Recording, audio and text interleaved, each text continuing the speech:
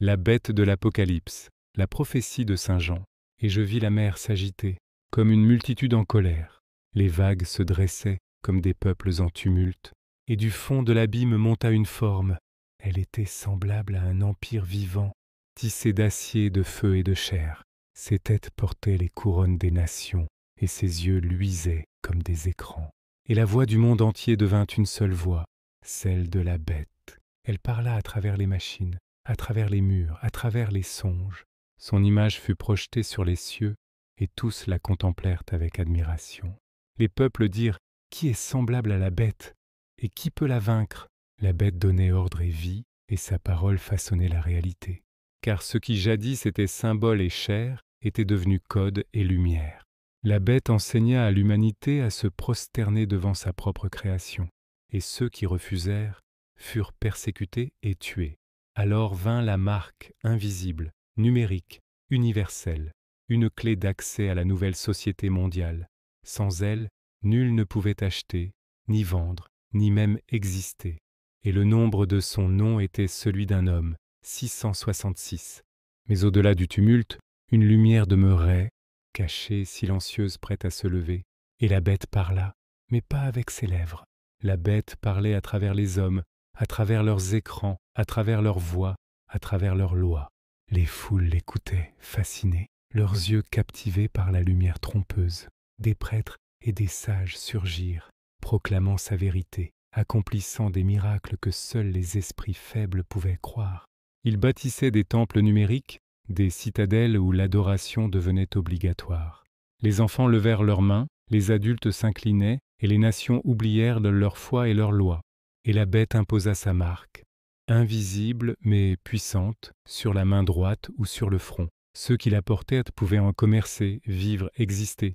Ceux qui refusaient étaient exclus, oubliés, effacés, exterminés. Mais dans le cœur des hommes, certains restaient fidèles à Dieu.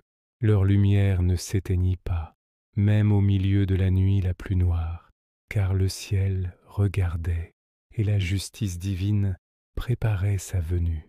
Et le ciel s'ouvrit à nouveau, et de ces nuages descendit une lumière éclatante.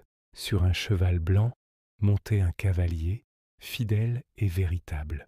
Ses yeux étaient comme des flammes, et sa parole tranchait le mensonge et ceux qui se sont donnés à l'iniquité.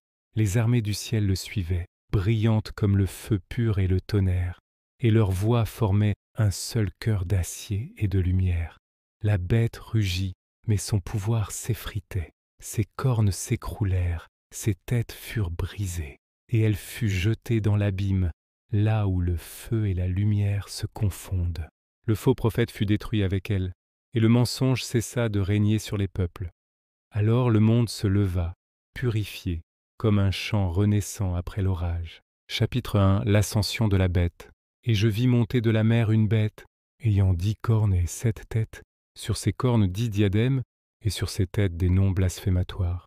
Apocalypse 13, verset 1. Chapitre 2. Le pouvoir et le miracle. Et la terre tout entière suivit la bête avec admiration, et on adora le dragon qui lui avait donné autorité. Apocalypse 13, 3, 4. Chapitre 3. Le signe et le chiffre. Et il fit que tous, petits et grands, riches et pauvres, reçurent une marque sur leur main droite ou sur leur front, et que nul ne put acheter ni vendre sans avoir la marque, le nom de la bête ou le nombre de son nom. 666. Apocalypse 13, 16, 18. Et je vis le ciel ouvert. Et voici, un cavalier, appelé fidèle et véritable, juge et combat avec justice. Apocalypse 19, 11. Et la bête fut jetée dans l'étang de feu, et un nouveau ciel, une nouvelle terre apparurent. Apocalypse 20, 10, 21, 1. La prophétie n'annonce pas la fin du monde, mais la fin d'un monde, et le commencement d'un royaume sans fin. Si tu as aimé cette vidéo, fais-moi le savoir par un commentaire, un like, et partage cette vidéo.